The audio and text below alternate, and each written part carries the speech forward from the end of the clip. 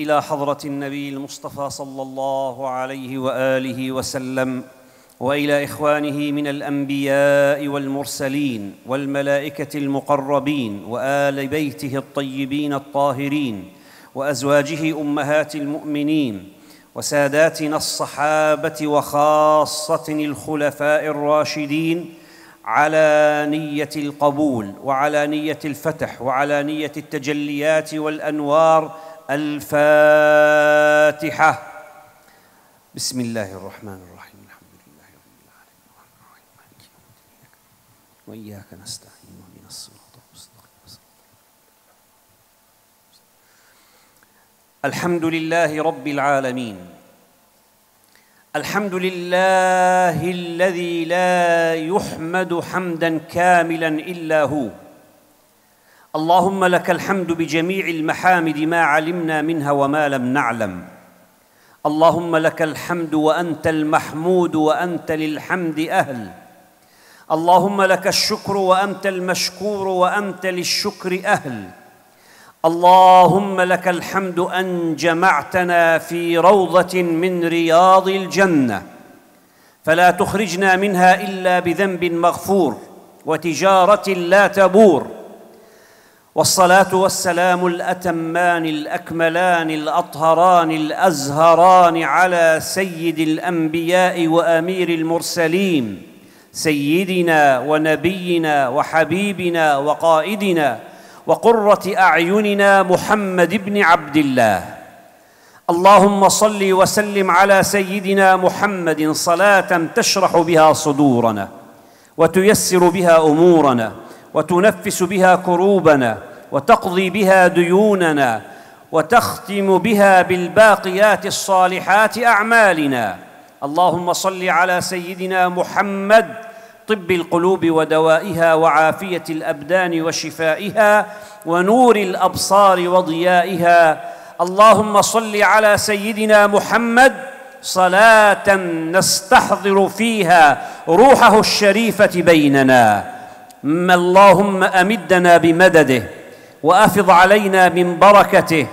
اللهم واجعل روحه الشريفة الطاهرة بيننا في كل وقت وحين، واجمع بيننا وبينه في المنام واليقظة، في الروح والجسد، في الدنيا قبل الآخرة، وعلى آله وسلم تسليما كثيرا. أما بعد، أيها الإخوة الكرام، الحمد لله الذي أكرمنا برؤية هذه الوجوه الطيبة، والحمد لله الذي أكرمنا بمجالسة أهل العلم وبمجالسة ورؤية طلبة العلم الذين تضع الملائكة أجنحتها لهم. فالحمد لله على أن أكرمنا بهذا المجلس الذي هو روضة من رياض الجنة ويباهي بها الله الملائكة. Segala puji dan syukur kepada Allah Subhanahu wa Ta'ala yang telah mengumpulkan kita di tempat yang penuh berkah ini, yang telah mengumpulkan kita di tempat yang penuh dengan wewangian-wewangian surga. Semoga dengan perkumpulan ini dosa-dosa kita diampuni oleh Allah Subhanahu wa Ta'ala, serta salawat dan salam diaturkan kepada junjungan Nabi besar kita Nabi Muhammad sallallahu alaihi wasallam. Semoga Allah menjadikan ruh beliau berada di antara kita dan kita bisa melihat Rasulullah sallallahu alaihi wasallam baik di waktu tidur ataupun di waktu jaga. Hadirin yang dimuliakan Allah, segala puji kepada Allah Subhanahu wa Ta'ala. Saya bersyukur, amat bersyukur kepada Allah Subhanahu wa Ta'ala yang telah memberikan saya nikmat mujalasah, bertemu dengan wajah-wajah yang berseri-seri ini, bisa berkumpul dengan para ulama, bisa berkumpul dengan ahli ilmu dan santri-santri pencari ilmu, di mana pencari ilmu adalah manusia yang mana malaikat membentangkan sayapnya, membukakan sayapnya kepada orang-orang yang mencari ilmu. يقول إبراهيم بن أدهم رضي الله تعالى عنه السلطان إبراهيم أحد كبار الأولياء يقول: مساكين أهل الدنيا خرجوا منها وما ذاقوا أحلى ما فيها. قيل له: يا إبراهيم وما أحلى ما فيها؟ قال: محبة الله. وقال أيضا: لو علم الملوك السعادة التي نحن عليها لجالدونا عليها بالسيوف. فلا يوجد سعادة وفرح وسرور حقيقي بمعنى الحقيقة مثل ما أن يكون هذا القلب، هذه اللطيفة النورانية تشع وتنبض بمحبة الله وبرسول الله صلى الله عليه وسلم. من لم يذق حب الله وحب النبي صلى الله عليه وسلم على حقيقته فهو المحروم، يعيش محروما ويموت محروما. فأحب الله عز وجل وأحب النبي بقدر المستطاع.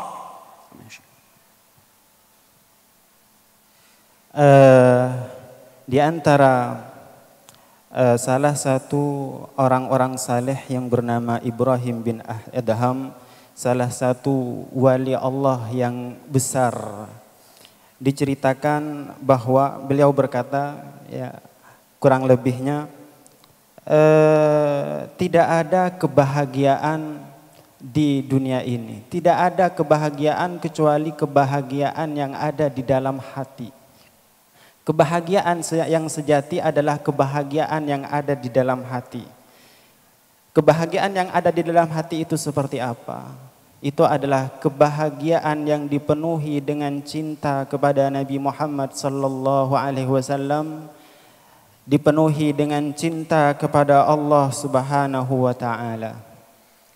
Wa ta'alu al-an lan utila 'alaykum fal-waqtu ta'akhkhar walakin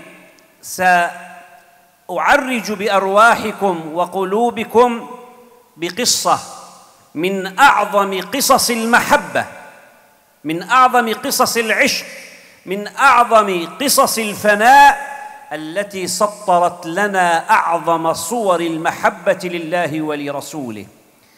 وأنا سبحان الله أحب جميع الصحابة دون استثناء، لكن هناك صحابي واحد سبحان الله أجد في قلبي عشقا مميزا له عن دون الجميع، وهو سيدنا مصعب بن عمير، أشد الصحابة عشقا لله والرسول.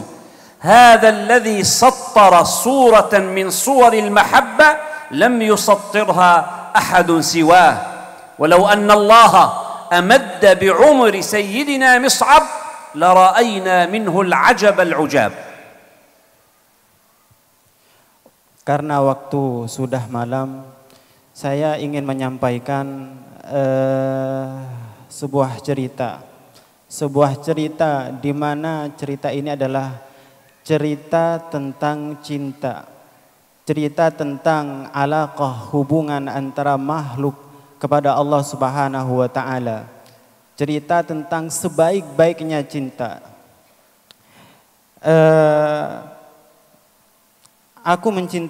Saya mencintai para sahabat tanpa terkecuali. Semua sahabat saya mencintainya tanpa terkecuali.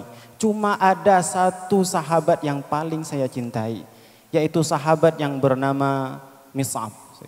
Awalan ta'alu linata'arraf ala Mis'ab. أول ميزة من مزايا مصعب بن عمير كان من أجمل شباب مكة. لا يوجد في مكة من يوازي مصعب بن عمير بجماله. أتدرون لماذا؟ لأنه كان من أشبه الناس برسول الله صلى الله عليه وسلم. ومن يوازي رسول الله في الجمال؟ إن كان يوسف قد أخذ شطر الجمال فإن محمد صلى الله عليه وسلم الجمال ذاته يتنفس من جمال سيدنا محمد. ومصعب كان نسخة أحد النسخ الخمسة عن رسول الله صلى الله عليه وسلم، حتى أن أحد أسباب خسارتهم في أحد أن الذي قتل مصعب ظن أنه قتل النبي صلى الله عليه وسلم، فصار ينادي قتلت محمدا وهو قتل مصعب. Salah satu sahabat yang paling saya cintai adalah Sayyiduna Mus'ab. Sayyiduna Mus'ab ini adalah salah satu sahabat yang telah memberikan kita contoh yang benar bagaimana mencintai Nabi Muhammad dan Allah Subhanahu wa taala dengan cinta yang sejati. Sayyidina Mus'ab itu benar-benar mencintai Rasulullah, benar-benar mencintai Allah Subhanahu wa taala, di mana kita seharusnya meniru cintanya Sayyidina Mus'ab kepada Rasulullah sallallahu alaihi wasallam dan kepada Allah Subhanahu wa taala. Dan di antara keistimewaan Sayyidina Mus'ab ini, Sayyidina Mus'ab ini adalah pemuda yang amat tampan di kota Mekah. Di antara pemuda yang paling tampan, Sayyidina Mus'ab ini ketampanannya mirip dengan Rasulullah sallallahu alaihi wasallam. Keindahan Sayyidina Mus'ab itu mirip dengan keindahan Sayyidina Rasulullah sallallahu alaihi wasallam. Bahkan dari saking miripnya, ketika peperangan orang Quraisy membunuh Sayyidina Mus'ab. Kemudian dia berkata, aku telah membunuh Rasulullah. Padahal hakikatnya dia membunuh Sayyidina Mus'ab dari saking miripnya Sayyidina Mus'ab dengan Rasulullah sallallahu alaihi wasallam. كان إذا مر في أحد طرق مكة المكرمة وجئت بعد ساعة تعرف أن مصعب بن عمير قد مر من هذا الطريق، لأنك ستجد ريحه وعطره ما زال أثره في هذا الطريق. وكانت فتيات مكة البنات في مكة إذا رأتها صاحبتها سعيدة تقول هل رأيت مصعب؟ كانت البنت من مكة إن رأت مصعب تبقى اليوم كله سعيدة وفرحة لرؤيتها لجمال مصعب. هذا هو مصعب بن عمير. Di antara keistimewaan Sayyidina Mus'ab, di antaranya lagi adalah Sayyidina Mus'ab ini ketika melewati suatu jalan, melewati suatu lorong, Sayyidina Mus'ab melewati jalan ini, maka bau Sayyidina Mus'ab itu masih tersisa di jalan dan di lorong ini. Bahkan ketika dari saking tampannya Sayyidina Mus'ab, para perempuan-perempuan di kota Mekah itu ketika dia sempat melihat Sayyidina Mus'ab, dia itu seharian gembira dari saking tampannya Sayyidina Mus'ab. مصعب بن عمير كان من الأوائل الذين آمنوا بالله ورسوله صلى الله عليه وسلم، وكانت أمه من أغنياء مكة، فترك المال وترك الجاه وترك الرفاهية وتعلق قلبه بالله وبرسول الله صلى الله عليه وسلم، وآمن وهجر أمه رغم كل المغريات، وكان أول سفير في الإسلام أرسله النبي صلى الله عليه وسلم إلى المدينة في العام المقبل، ما ترك بيتا من بيوت المدينة إلا ودخله نور الإسلام ودخله نور النبي ونور القرآن بجهد واجتهاد وبمحبة وإيمان مصعب بن عمير. Sayyidina Mus'ab radhiyallahu taala anhu merupakan salah satu sahabat di antara sahabat yang pertama kali beriman kepada Rasulullah sallallahu alaihi wasallam. Sementara ibunya Sayyidina Mus'ab, keluarganya Sayyidina Mus'ab itu adalah keluarga orang kaya, sangat kaya. Akan tetapi meskipun keluarganya, ibunya keluarga yang kaya penuh dengan harta, Sayyidina Mus'ab meninggalkan semua kenikmatan dunia tersebut, meninggalkan kekayaan tersebut demi Rasulullah sallallahu alaihi wasallam dan demi cinta kepada Rasulullah sallallahu alaihi wasallam. Sayyidina Mus'ab itu adalah awal safir. Sayyidina Mus'ab itu duta pertama kali di dalam Islam yang diutus Nabi Muhammad sallallahu alaihi wasallam ke kota Mekah. Jadi Sayyidina Mus'ab ini mendapatkan cahaya Allah Subhanahu wa taala karena kesungguhan dia, karena cintanya dia yang amat besar kepada Nabi Muhammad sallallahu alaihi wasallam. Wa ha huwa hadha asyab ajmalu shabab Makkah, atyabuhum 'itran, ahsanuhum libasan, aghnahum يأتي في العام القادم من المدينة المنورة يحمل البشرى ويزف الأخبار الطيبة لرسول الله أن المدينة دخلها الإسلام. وعيشوا الآن، أغمضوا عينيكم وتذكروا، تخيلوا هذا الموقف. والراوي هو سيدنا أبو بكر الصديق رضي الله تعالى عنه، الخليل الحبيب. يقول سيدنا أبو بكر: دخل مصعب بن عمير على رسول الله صلى الله عليه وسلم فنظر إليه النبي صلى الله عليه وسلم. مصعب يقف بين يدي رسول الله والنبي ينظر، فما كان من النبي صلى الله عليه وسلم إلا أن بكى. النبي لما رأى مصعب طأطأ رأسه وبكى جميع الصحابة. Kemudian di tahun berikutnya Sayyidina Mus'ab membawa kabar baik kepada Madinah, ke kota Madinah, membawa kabar baik kepada Rasulullah sallallahu alaihi wasallam. Kemudian di saat Sayyidina Mus'ab memasuki kota Mekah dan menghampiri Rasulullah sallallahu alaihi wasallam, Sayyidina Mus'ab berada di depannya Rasulullah sallallahu alaihi wasallam dan Nabi Muhammad melihat Sayyidina Mus'ab.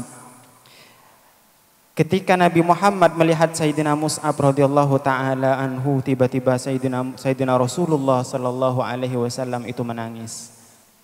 Sayyiduna Abu Bakr radhiyallahu anhu yaqul: "Fabaka Rasulullah sallallahu alaihi wasallam وبكينا جميعا يقول: والله لقد رأيت هذا الشاب، والله لقد رأيت هذا الشاب وليس في شباب مكة من هو أجمل منه لباسا ولا أنظر منه وجها ولا أطيب منه عطرا، وقد صيره الإسلام إلى ما صار عليه. دخل إلى النبي صلى الله عليه وسلم وجه شاحب وثياب بسيطة وجسم نحيل. هذا فعل محبة الله ومحبة النبي صلى الله عليه وسلم. مجرد رؤيته بكى جميع الصحابة رضي الله عنهم. Nabi Muhammad sallallahu alaihi wasallam di saat melihat Sayyidina Mus'ab, langsung Rasulullah sallallahu alaihi wasallam menangis. Ketika Nabi Muhammad itu menangis, kemudian seluruh sahabat juga menangis.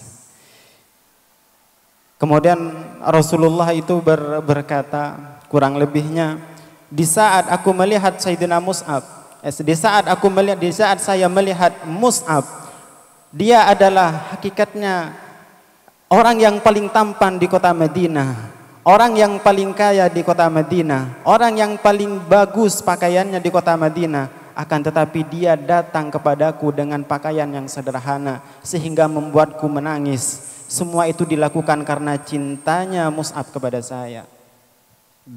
جاء لزيارة ورؤية النبي صلى الله عليه وسلم قبل أن يرى أمه، وفي بعض الروايات أن أمه لما رأته قيدته بالحبال وسجنته في بيتها تريد أن ترده عن الإسلام، ولكن هيهات هيهات هيهات، القلب الذي يذوق حلاوة المحبة وحلاوة العشق الإلهي لا يرجع أبدا.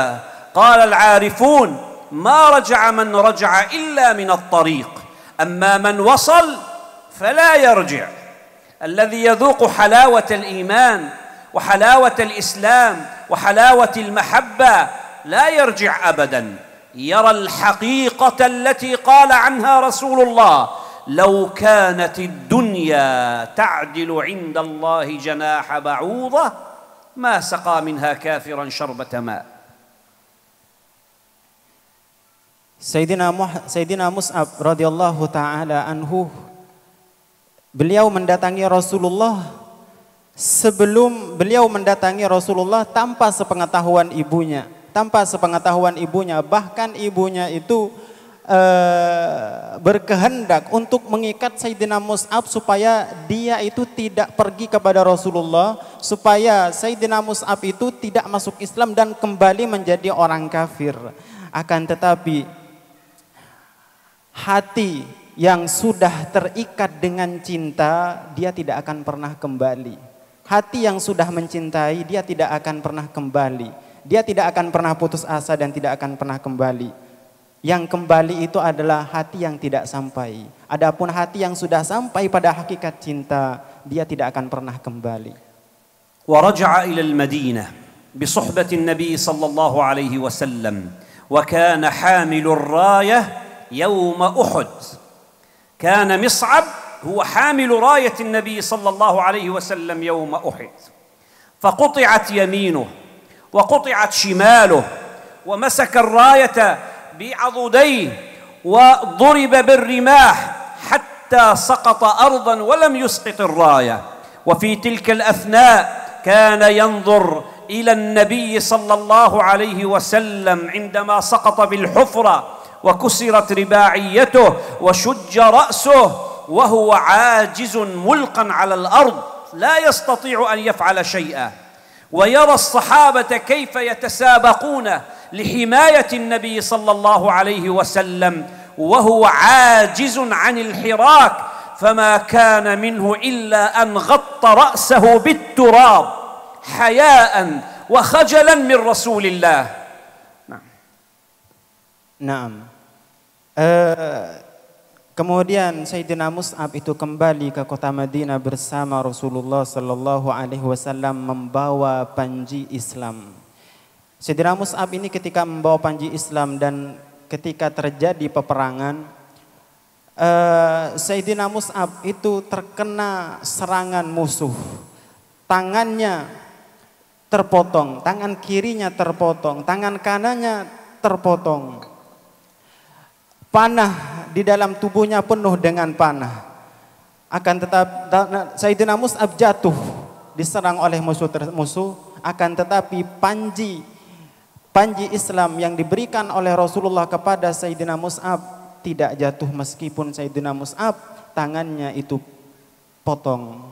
ولما أرادوا أن يدفنوا مصعب بن عمير الذي كان أجمل الناس شبابا أجمل الناس ثيابا وأغناهم، لم يجدوا ثوبا يكفنونه به، كان يلبس ثوبا واحدا، إذا غطوا رأسه كشفت رجلاه، وإذا غطوا رجليه كشف رأسه، فغطوا رأسه ووضعوا على رجليه نبات الأذخر، ودفن رضي الله تعالى عنه.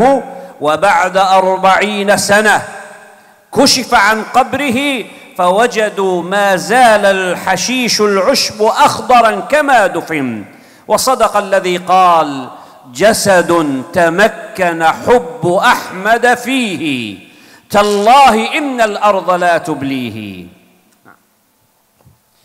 Dan ketika para sahabat ingin memakamkan Sayyidina Mus'ab radhiyallahu ta'ala anhu, padahal Sayyidina Mus'ab itu hakikatnya adalah orang yang termasuk orang yang paling kaya, berasal dari keluarga yang kaya. Akan tetapi Sayyidina Mus'ab ketika wafat dan dikuburkan, Sayyidina Mus'ab itu hanya mempunyai, dikafankan dengan baju yang pendek. Ketika kepalanya itu ditutup, bagian bawahnya, bagian kakinya terkelihatan. Ketika bagian kakinya yang ditutup, bagian wajahnya kelihatan. Akhirnya para sahabat mengkafani Sayyidina Mus'ab dan menutupi bagian kepalanya dan sisanya ditutup dengan dedaunan.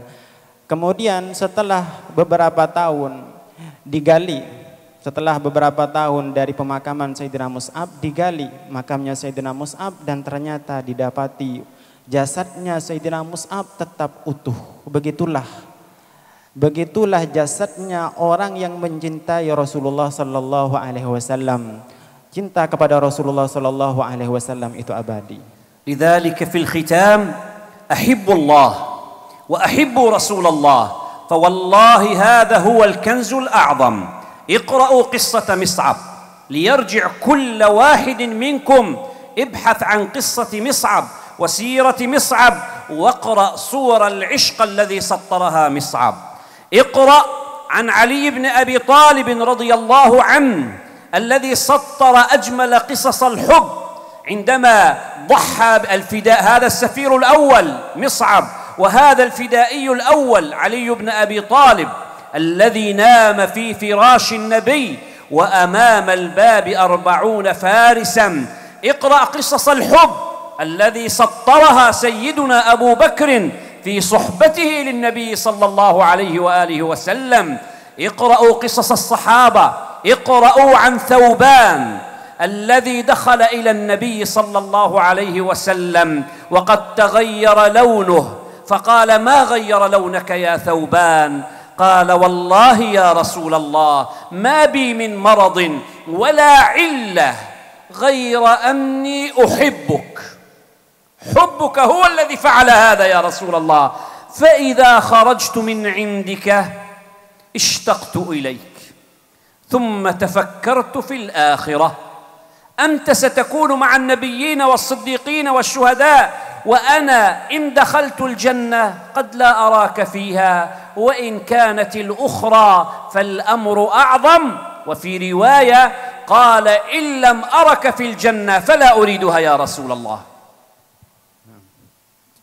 Jadi nasihat saya ahibbu Rasulullahi wallahu subhanahu wa ta'ala. Cintailah Rasulullah sallallahu alaihi wasallam dan Allah subhanahu wa ta'ala dengan cinta yang sebenar-benarnya. Supaya hati kita itu terisi dengan cinta kepada Rasulullah, dengan cinta yang sejati, maka siogianya kita itu membaca sirahnya, sejarahnya, ceritanya Sayyidina Mus'ab radhiyallahu taala anhu, di mana Sayyidina Mus'ab adalah orang yang sangat mencintai Rasulullah. Supaya hati kita itu dipenuhi dengan cinta kepada Rasulullah sallallahu alaihi wasallam, maka bacalah kisahnya Sayyidina Ali radhiyallahu taala anhu, di mana beliau itu dijuluki Al-Fidaiyul Awwal, seorang pengorban pertama yang jadi pengorban pertama di dalam Islam. Sayyidina Ali itu rela berkorban mengganti Rasulullah di tempat tidurnya, dan Rasulullah berangkat terlebih dahulu, dan yang tidur di kasurnya Sayyidina Rasulullah sallallahu alaihi wasallam adalah Sayyidina Ali.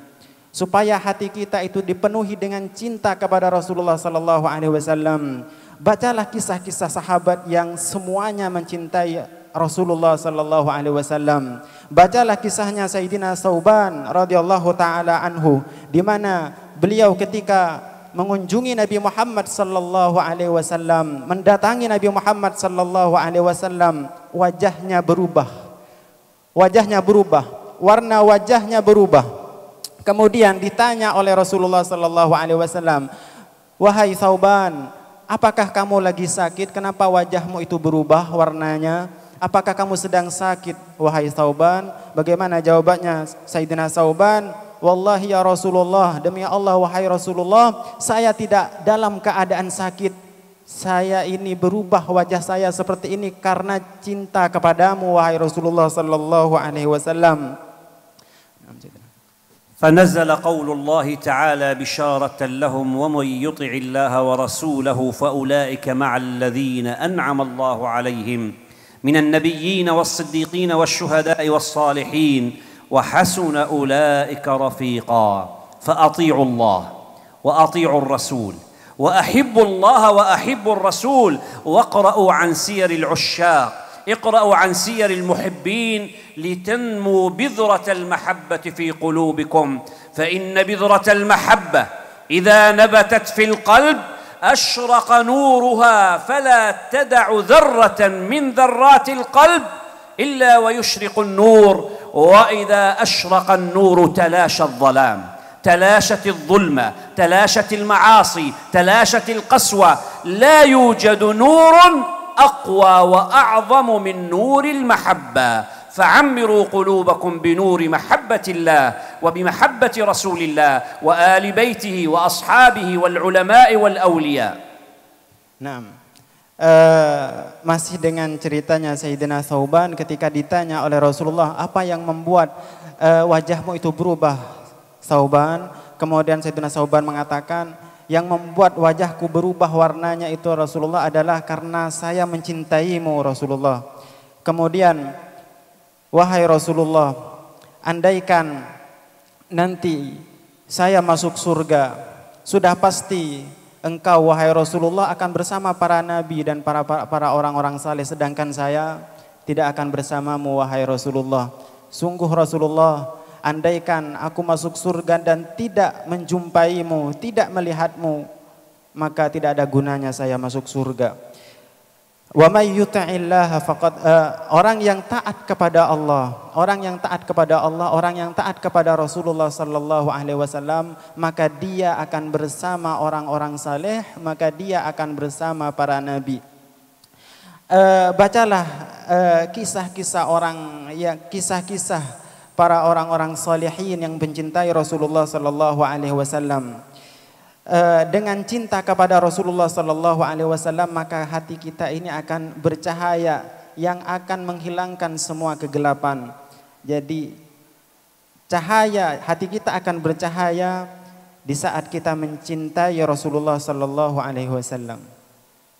Allahumma inna narfa'u ilaika akuffa ad-dara'ah متوسلين بصاحب الوسيلة والشفاعة متوسلين باسمك العظيم الأعظم الحي القيوم الذي عنت له الوجوه وخشعت له الأصوات ووجلت منه القلوب الله الله الله أن تصلي على سيدنا محمد صلاة تشرح بها صدورنا صلاة تجمع بها بيننا وبينه في الدنيا والآخرة مناما ويقظة روحا وجسدا اللهم املأ قلوبنا بمحبتك اللهم املأ قلوبنا بمحبة نبيك اللهم اجعل أنوار محبتك ومحبة رسولك تفيض وتشرق على سائر ذراتنا اللهم يا الله يا الله يا الله يا من لا ينادى بهذا الاسم سواه اللهم إنا توجهنا إليك يا رب العالمين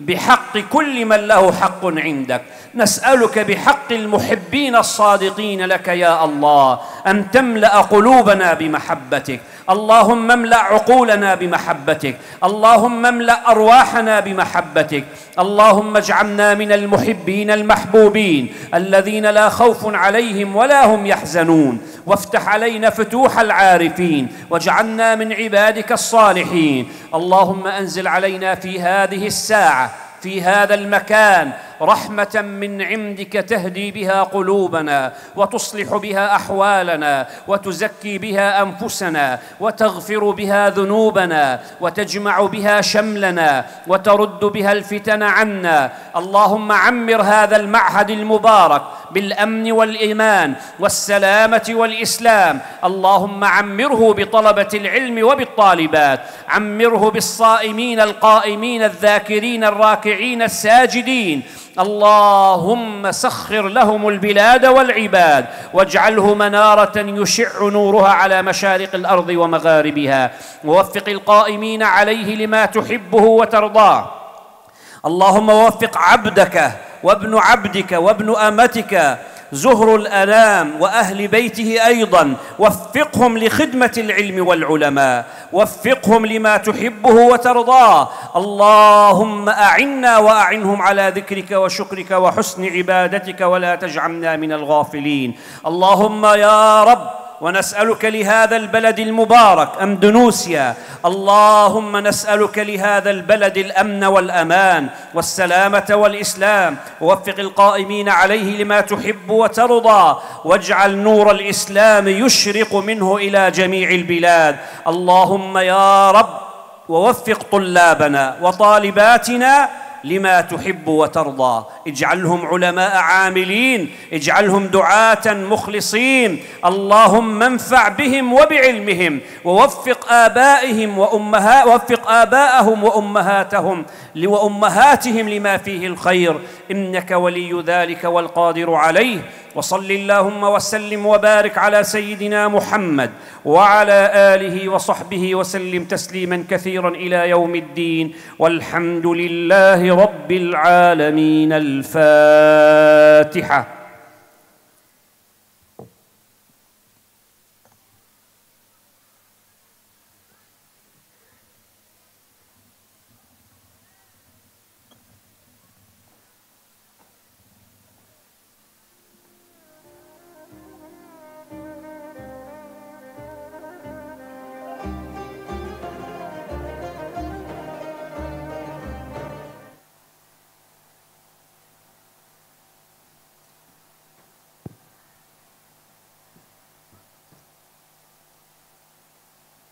قد مضت الكلمات لكنها تركت في القلب أثرا لا يمحى.